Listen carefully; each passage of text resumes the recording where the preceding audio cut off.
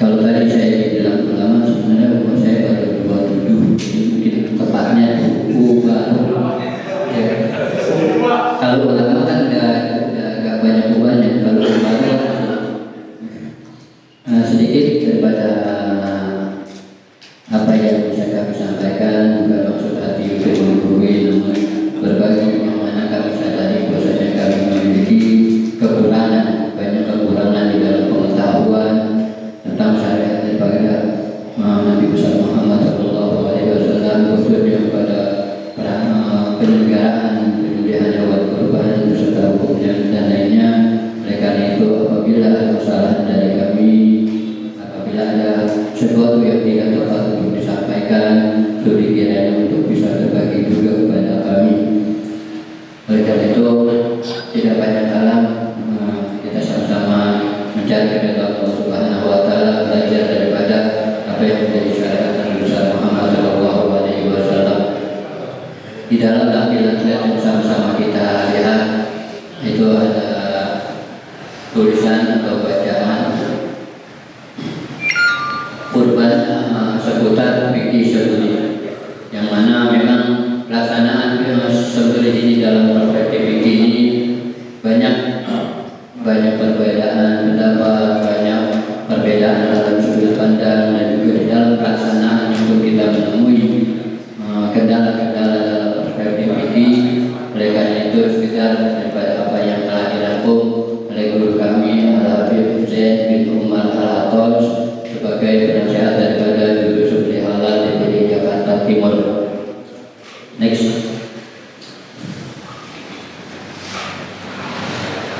Kurban atau udhiyah ya suatu istilah untuk sesuatu yang disembelih di hari raya sebagai bentuk pendekatan diri kepada Allah Subhanahu wa Ta'ala, yang sama-sama kita ketahui dasar hukum disyariatkan udhiyah adalah wafal diri rabbika wanhar. Dan juga dikatakan di dalam Al-Quran, wal budnu ja'alna lakum sya'airillah, yang mana Allah Ta'ala telah jadikan untuk kalian, untuk umat Nabi besar Muhammad SAW, ontak-ontak sebagian dari syiar Allah. Betapa mulia, betapa agungnya Allah Subhanahu wa Ta'ala yang telah menciptakan dari berbagai makhluk yang Allah Ta'ala ciptakan, semua memiliki kemanfaatan, memiliki peranan-peranan tersendiri, sehingga pada ontak pun Allah jadikan sebagai syiar daripada Allah. Dan juga daripada hadis Nabi besar Muhammad SAW, Toha bika bersaini amlahaini agaranaini zabahahuma biyadihi wa samma wa kabara wa wada'a ridlahu ala syafa'ima.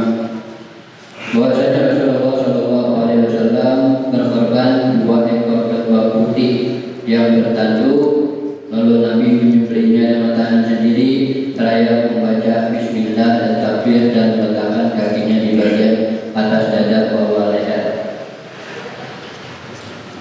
Nah, ada kesunahan Nabi besar Muhammad SAW dan juga yang bisa menjadi bukan bahan candaan atau menjadi bahan kita. Nabi menyembelih, namun yang mengasah daripada alat sembelihnya yaitu sama-sama kita ketahui adalah istri beliau, yaitu Sayyidah Aisyah radhiyallahu anha. Sedangkan Nabi Allah Ismail Nabi Allah Ibrahim alaihissalam mengasah daripada alat untuk menyembelih daripada anaknya itu Nabi Allah Ismail alaihissalam, itu mengasah sendiri. Artinya kalau kita bicara sunnah Nabi, berarti kalau kita nitip ngasah orang, berarti kita tidak dapat sunnahnya Nabi, karena yang ngasah orang perempuan. Tapi paling gagal kita dapat sunnahnya daripada Nabi Allah Ibrahim. Ya, meskipun gak ada orang kita sendiri, tapi yang ngasah biasanya orang laki. Next.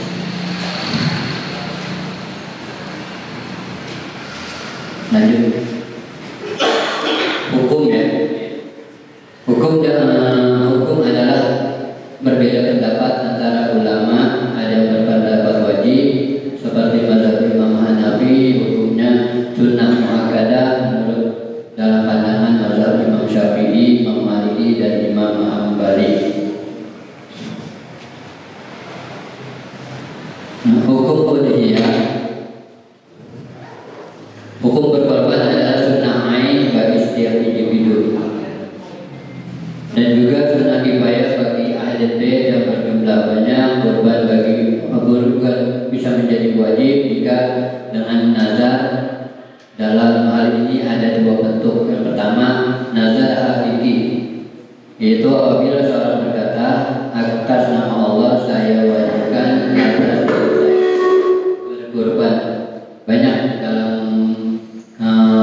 pandangan-pandangan yang menjadikan hewan itu menjadi hewan nazar wajib gitu. Namun apakah hal ini berlaku juga dengan orang awam yang ketika dia memiliki kemampuan untuk berkorban tiba-tiba ngomong, ini saya mau beli kambing buat korban.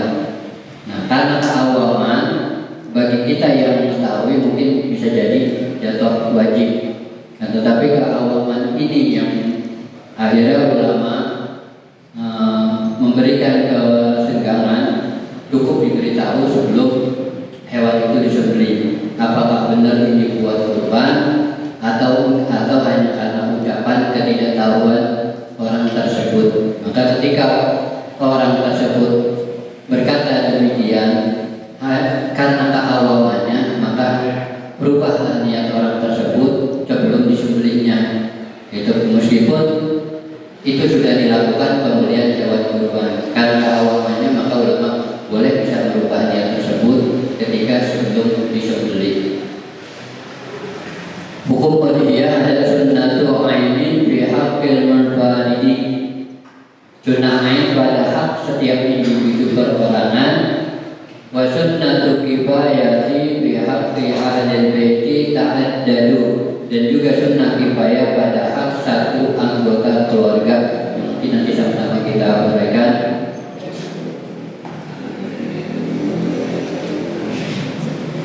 Apa itu sunnah muakkad? Ad-dawiyatu ay fi'luha sunnatun muakkadah bi haqqina 'ala al-kifayati in ta'addada ahlul baiti wa idza fa'alaha wahidun minhum saqata talaqu 'anil baqina wa la yasulu thawabu liman lam yaf'al wa illa fa sunnatu 'ain. Udhiyah atau korban melakukannya adalah sunnah muakkad bagi setiap individu pada hak kita bersama. Sunnah bisa menjadi sunnah kifayah jika berjumlah banyak anggota keluarga. Apabila salah satu anggota keluarganya melaksanakan daripada berkorban, itu sudah menjadi pengguguran untuk tuntutan sunnah berkorban. Dan bukan mendapat pahala korban bagi yang tidak berkorban, melainkan sunnah ain. Nah, ada sunnah kifayah wa udhiyah sunnatul muakkadah 'ala kifayati wa idza ata biha wa hidu min ahli baiti kafa'an jami'ihim. Merupakan sunnah muakkad atas kifayah jika telah berkorban salah satu anggota keluarga, maka mencukupi dari semua anggota keluarga.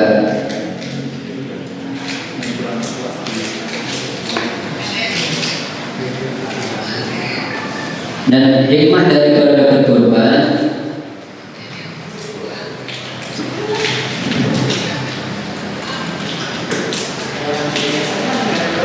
banyak dari dalil yang mengatakan bahwasanya hikmah daripada berkorban yang sama-sama kita ketahui bahwasanya hari raya Idul Adha bukan hanya sekedar hari raya daripada berkorban atau menyembelih, namun hari raya Idul Adha merupakan hari makan, sehingga ada aturan-aturan yang sudah dijelaskan oleh agama tentang bagaimana pendistribusian daging hewan kurban, baik itu hewan kurban yang sunnah maupun hewan kurban yang wajib atau karena sebab nazar. Lanjut. Bagi mereka yang mampu berkurban tapi tidak mau berkurban, maka Nabi pun telah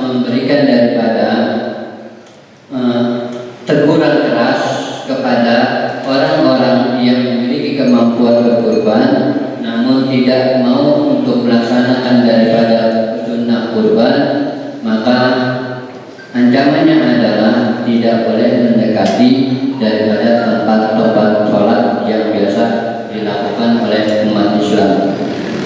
Saya pernah baca dalam salah satu buku menjelaskan bukan hanya orang tersebut tidak diperbolehkan mendekatkan dirinya di tempat-tempat sholat, akan tetapi ini merupakan sanksi sosial bagi mereka yang memiliki kemampuan berkurban untuk tidak dapat perhatian dari orang-orang sholat. Bahasa kitanya nih, ada orang yang mampu berkorban tapi dia gak mau berkorban, jangan ditemenin sebagai bentuk sanksi sosial karena kemampuannya, namun dia memiliki sifat yang pelit, sehingga nih ulama bilang udah jangan temenin orang gitu, sehingga dia cari apa yang menjadi sebab orang-orang gak mau berteman dengan dia. Ketika dia tahu orang tersebut bahwasanya dikatakan lu punya duit tapi gak mau berkorban, makanya gak ditemenin sama warga. Nah, sehingga dari hal sanksi sosial tersebut akan mudah-mudahan akan ada kesadaran bagi orang-orang yang mampu berkorban.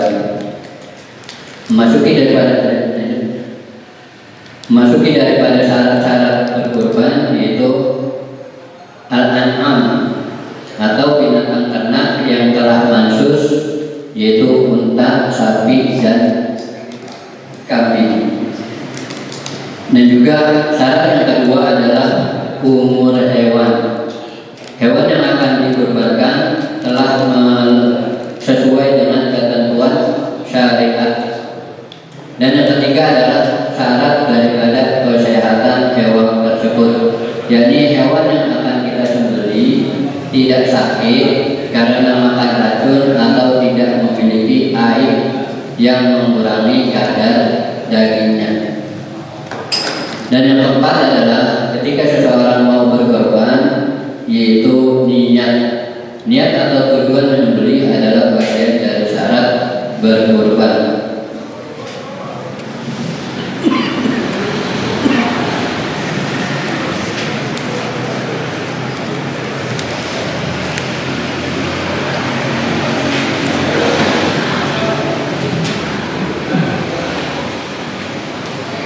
Memasuki umur hewan, telah sepakat bahwasanya ulama kita hewan yang akan dikurbankan wajib telah kupak atau telah sesuai umurnya. Dan berikut keterangan dari masing-masing hewan kurban.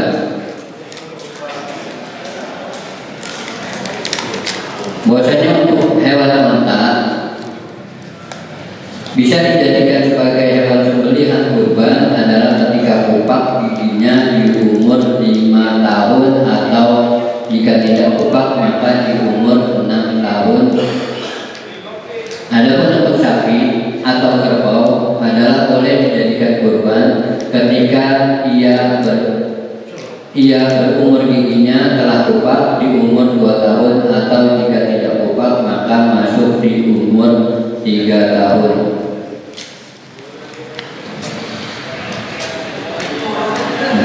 Yang keempat adalah untuk kambing yang boleh dijadikan kurban adalah ketika kupak giginya di umur 1 tahun atau jika tidak kupak maka di umur 2 tahun.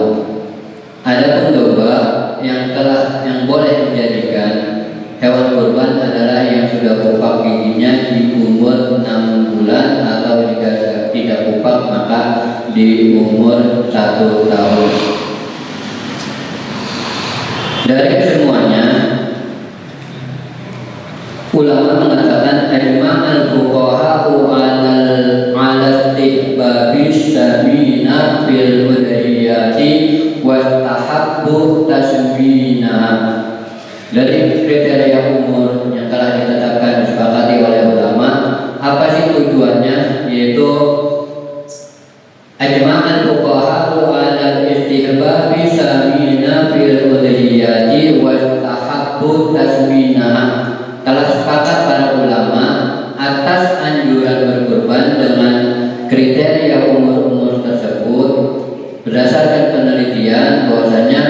Usia-usia tersebut adalah usia-usia perkembangan, sehingga di perkembangan daging yang ada pada hewan-hewan tersebut yang memiliki usia-usia yang ditentukan oleh ulama itu akan mudah gemuk.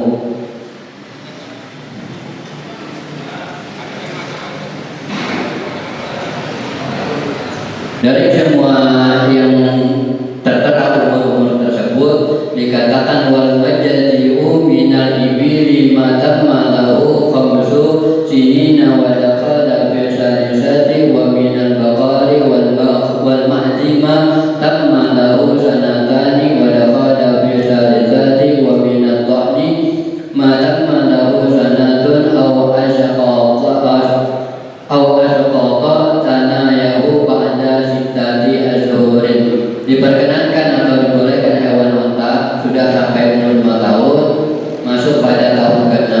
Untuk sapi dan kambing kacang sudah cukup umur 2 tahun masuk di tahun ke-3, dan kambing domba atau giba sudah cukup umur 1 tahun atau sudah poel. Binatang-binatang terbaik untuk berkorban menurut mazhab Imam Syafi'i, Imam Hanafi dan Imam Hambali radhiyallahu anhu, binatang terbaik untuk kurban seseorang adalah unta, kemudian sapi, kemudian domba, dan terakhir adalah kambing.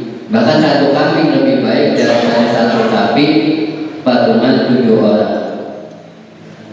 Ada derajat-derajat tertentu di saat kita memilih atau menentukan hewan yang akan menjadi sunnah korban kita. Yang pertama adalah satu sapi untuk 1 orang, itu paling bagus, derajat yang paling bagus. Yang kedua adalah 1 ekor sapi untuk 7 orang, yang ketujuhnya adalah merupakan keluarganya, itu derajat yang kedua. Yang ketiga adalah 1 ekor kambing ataupun domba itu untuk 1 orang. Dan derajat yang terakhir adalah 1 ekor sapi yang mana dia bersekutu kepada 7 orang yang bukan bagian keluarganya.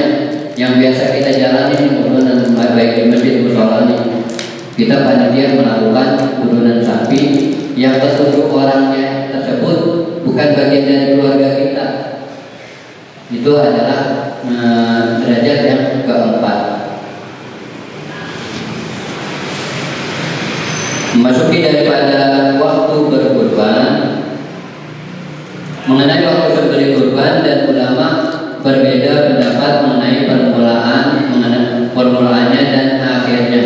Menurut mazhab Imam Hanafi radhiyallahu anhu, mulainya dari awal terbit fajar di hari ke-10 Zulhijjah hingga terbenam matahari di tanggal 12 Zulhijjah. Jadi 10, 11, 12 cuma 3 hari menurut mazhab Imam Hanafi. Dan menurut mazhab Imam Maliki, mulainya itu setelah imam sholat Idul Adha dan khutbahnya dan menyembelihnya hingga terbenam matahari di hari ke-12 Zulhijjah, sama 3 hari. Cuma di Imam Hanafi boleh pada saat terbit fajar. Namun menurut Imam Maliki yaitu setelah sholat Id kayak kita biasa laksanakan. Menurut mazhab Imam Syafi'i, mulainya dari terbitnya matahari dan telah berlalu tinggi matahari seukuran sholat 2 rakaat serta 2 khutbah ringan hingga terbenamnya matahari di hari ke-13 Zulhijjah. Imam Syafi'i 4 hari. So kalau semuanya full kita potong, itu bisa kebeli endek. Kalau saya itu lagi ya, 4 hari full. 5 hari malah ketika ada orang nazar, dia belum sempat nih mempunyai duit. Di hari kelima dia baru dapat duit, maka tetap dilaksanakan kurban nazar tersebut. Jadi kita nazar, kalau anak saya masuk ke perguruan tinggi, saya mau khotbah. Nah di hari raya Idul Adha sampai dengan hari tasriknya belum ketemu duitnya. Di hari kelima baru ada orang yang bayar utang ataupun ngasih duit ke kita nih. Maka laksanakan nazar tersebut meskipun sudah melewati hari tasrik. Hal ini dijelaskan dalam kitab Riyadhul Bari'ah. Di dalam Riyadhul Bari'ah tetap mau di yang ayat 6 mau di ayat 7 tetap yang namanya nazar laksanakan. Ya. Nah, sunnah berkurban yaitu tidak memotong kukunya dan rambutnya atau bulu-bulu badannya dari hari pertama bulan Dzulhijjah hingga disembelih hewan kurbannya, dan menyembelih sendiri hewan kurbannya atau menyaksikan penyembelihan hewan kurbannya. Menyembelih di rumah sendiri guna berbagi kesenangan itu bersama keluarganya, keluarga rumahnya dan tetangganya. Nah, sunnah-sunnah tersebut bisa kita laksanakan, namun ada juga kesunahan tersebut yang tidak bisa kita laksanakan. Mungkin untuk tidak memakan kuku ataupun rambut diri kita sendiri yang akan berkorban masih bisa kita tahan dari sejak awal Dzulhijjah hingga pada saat pelaksanaan.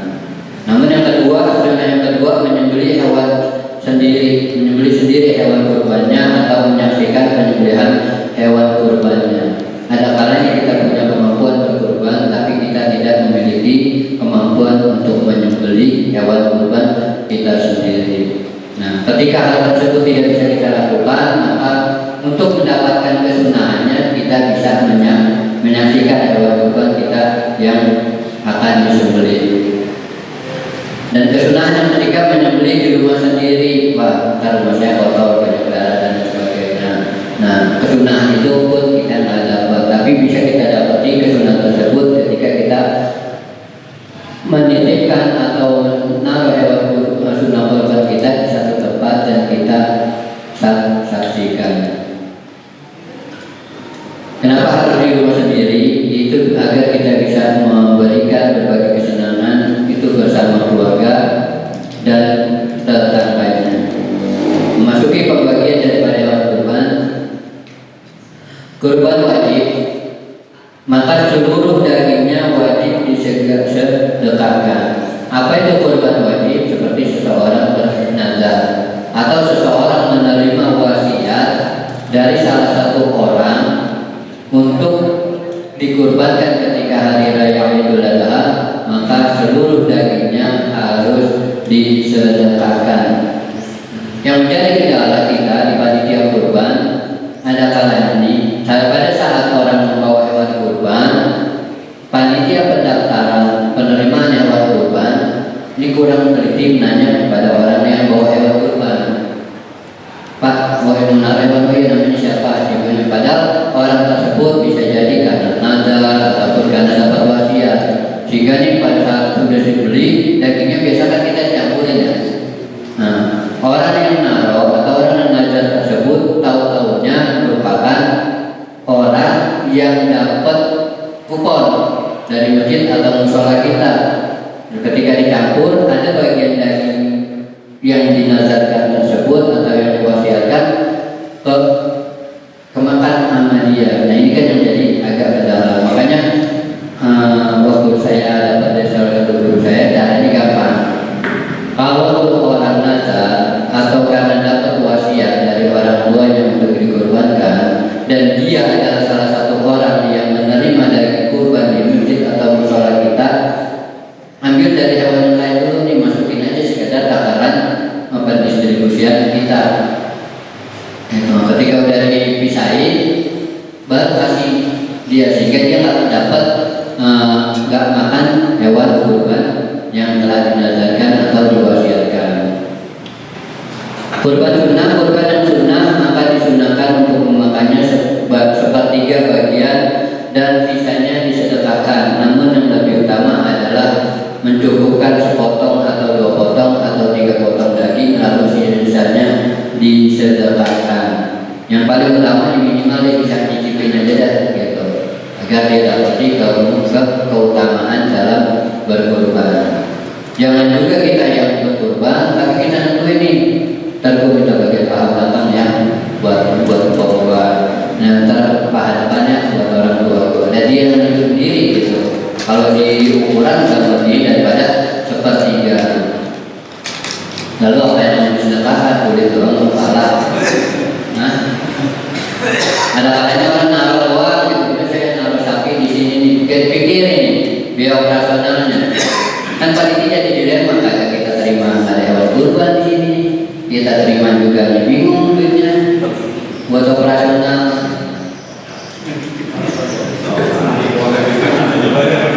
Yang motor manggil lagi banyak tukang jaga levelnya kayak akan bingung mau bayar pakai duit apaan nih, duit kasnya dia juga lagi bangun ya. Bilang aja ungkapin akan menjadi kesepakatan panitia ketika ada orang yang menaruh hewan kurbannya gitu, biar dia juga dalam hal ini nggak cuma berbicara kemampuan, tapi dia juga berbicara akan kesadaran bahwasanya setiap pelaksanaan kurban ini adalah pekerjaan yang banyak resikonya, resiko bagi panitia, resiko bagi jagal dan lain sebagainya. Kenapa? Karena kita berhubungan dengan makhluk Allah Subhanahu Wa Taala yang tidak memiliki pemikiran yang sama kayak kita. Kalau kayak kita tadi kayak Ustaz Abi bilang, Jurai Indonesia Bismillahirrahmanirrahim itu kan satu pemikiran. Nah kalau sapi biar kata dijinjir banyak kita suruh begini kalau bakal bisa. Karena emang nggak sepemikiran, sehingga ini ada resiko yang bisa terjadi kepada kita pada saat pelaksanaan. Oleh karena itu nanti akan ada beberapa cara yang akan disampaikan oleh Ustaz Abi Firman yang terkait dengan manajemen kurban. Larangan bagi pekurban, di antara larangan bagi pekurban juga adalah tidak boleh menjual atau menjadikan upah untuk pedagang bagian apapun dari hewan kurbannya, baik itu daging, kulit, kepala, kaki, dan tanduk dan juga lainnya.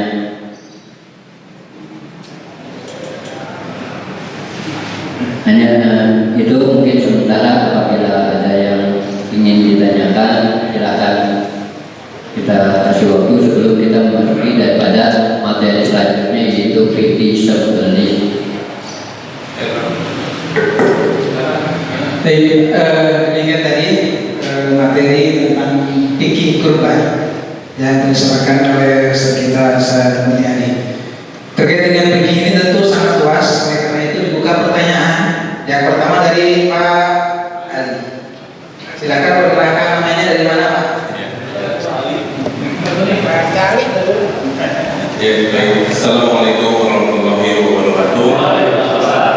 Perkenalkan, nama saya Ali, tinggal di RT 9 RW 04 Pondok Rangon, dari DKM Musola Nur Alimeta, bersama Ketua DKM hadir.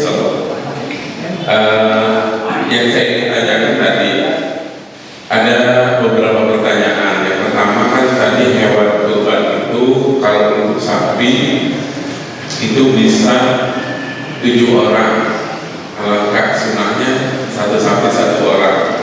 Pertanyaan saya adalah bagaimana kalau di kita ini kan banyak birokrasi. Birokrasi ini kadang mereka misalnya mengeluarkan CSR, misalnya dari Bank Indonesia atau bank lainnya, dia mengeluarkan hewan kurban melalui yayasan-yayasan. Nah, itu kan untuk satu sapi kalau biasa kita menggunakan di lingkungan itu kan untuk 7 orang. Nah, pertanyaan saya itu kan bank itu sudah mengeluarkan hewan, cuma atas namanya, atas nama siapa nggak tahu tuh. Biasanya diatasnamakan oleh